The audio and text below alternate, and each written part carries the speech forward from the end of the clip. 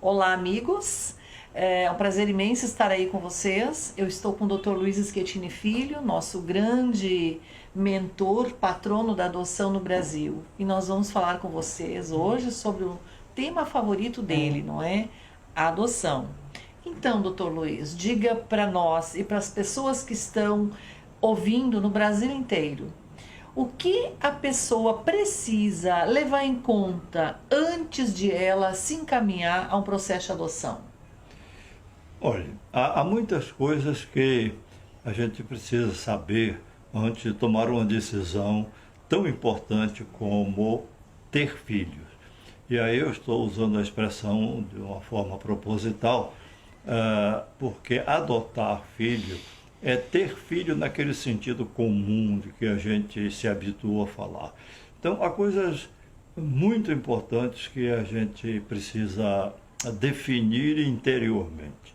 E eu tomaria como exemplo a primeira delas, que seria entender o fato de que quando a gente pensa, quando deseja, quando organiza toda uma situação interna e externa para ter filhos, então a gente não pode deixar de entender que o filho é, sobretudo, uma pessoa. E nós não podemos desconsiderar essa questão.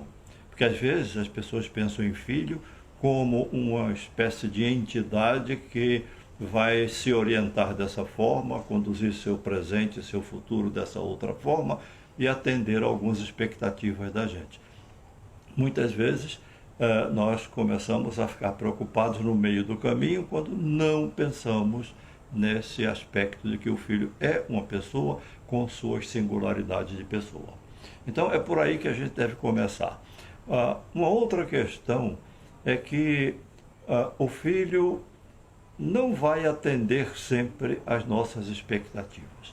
E para isso há algo importantíssimo a pensar. Não temos que lutar pelo amor do filho por nós.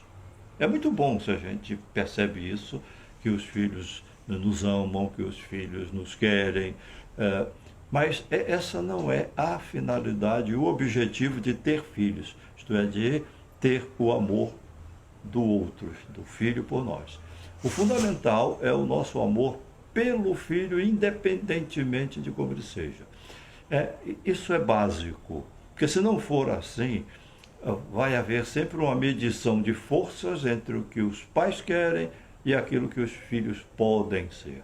Assim como nós fomos os filhos que podemos ser na relação com os pais que nos tomaram como filhos. De modo que isso é fundamental. E aí vem o outro lado da questão, que é o fato de que não podemos ter expectativas de que os filhos vão resolver determinadas questões da nossa vida individual e da nossa vida de relação com o mundo. Exatamente esse ponto eu queria colocar, né? Eu estava aguardando um tempinho para poder entrar. Eu gostaria que o senhor aprofundasse um pouquinho sobre a questão da motivação. Qual seria a motivação correta para pessoas desejarem encaminhar-se a um projeto adotivo? Veja, talvez seja mais fácil de a gente entender vendo qual não deveria ser a motivação. Há pessoas que pensam no filho em termos de futuro, no sentido, por exemplo, de que esses filhos vão ser uma companhia, vão ser uma sustentação, vão completar um vazio pessoal que às vezes existe em nós, e não é assim. Os filhos não vão completar nada. Os filhos não vão resolver os nossos problemas. Nós é que às vezes precisamos ajudá-los a resolver os problemas deles. Então, essa é uma questão que não pode ser colocada à parte. O filho como, até mesmo, como eticamente uma coisa assim extraordinariamente boa, como por exemplo, adotando um filho, eu estou fazendo uma coisa muito boa para ele, eu estou evitando que essa criança fique desamparada e desvalida então eu estaria fazendo um trabalho social extraordinariamente bom.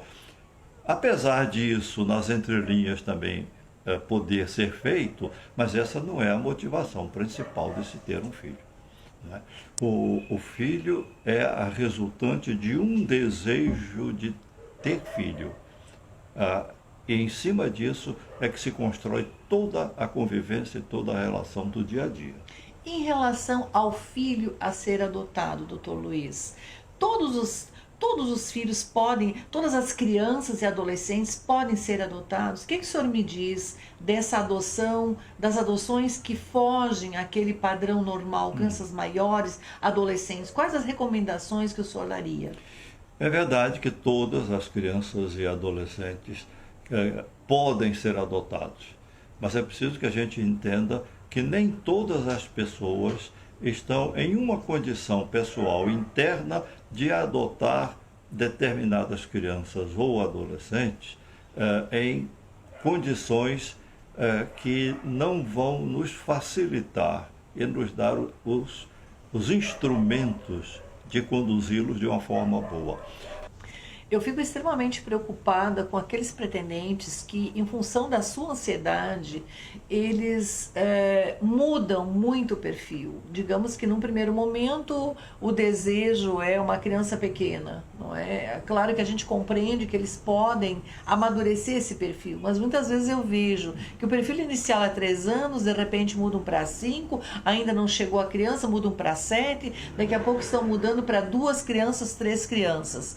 Então, claro que nós compreendemos que a frequência nos grupos de apoio à adoção vai amadurecer esse perfil, mas muitas vezes eu me questiono, eu fico extremamente preocupado porque me parece que é a ansiedade que está gerando essas mudanças, muitas vezes intempestivas. Eu me preocupo demais com essa questão. O que o senhor poderia nos dizer sobre isso? Olha, isso aí significa simplesmente o seguinte: é quando a vontade atropela o desejo. A vontade se sobrepõe ao desejo, que é aquilo que se constrói basicamente na gente em relação ao filho. Então a gente tem que estar muito atento a isso. Mudar o perfil de busca de um filho simplesmente para reduzir o tempo de estar com esse filho significa, muito provavelmente, a gente perder muito tempo na construção da relação com o filho dentro do contexto real de uma filiação que não tem mais que se discutir. Aquele é o filho e o filho para sempre. É por aí. Perfeito, né? Eu penso que todos devem observar os seus limites psicológicos. Assim como já foi dito, não é? Nós não devemos atropelar os nossos projetos simplesmente pela ansiedade. Devemos ser muito criteriosos, muito cuidadosos. Todos nós queremos que todas as crianças estejam em família e que consigam uma família, mas todos nós queremos também que essas crianças estejam numa família segura e para sempre.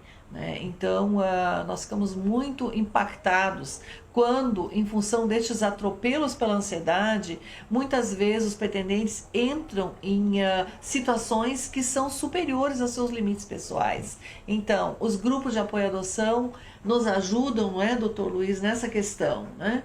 E nos ajudam a maturar, a esclarecer esses nossos perfis. É exatamente por aí que a gente deve andar. Não atropelar no tempo uma caminhada que precisa de tempo para se construir de uma forma boa. Certo, nós queríamos aproveitar a oportunidade de mandar o nosso abraço carinhoso, adotivo, para todos os nossos amigos do CRIA, que estão completando 10 anos de existência, doutor Luiz. São 10 anos de um trabalho sério, de um trabalho vocacionado, de um trabalho repleto, recheado de atitude adotiva. Então, nosso abraço para vocês, nosso carinho, que aconteçam muitos anos a mais. E contem com a gente para o que nós pudermos ajudar.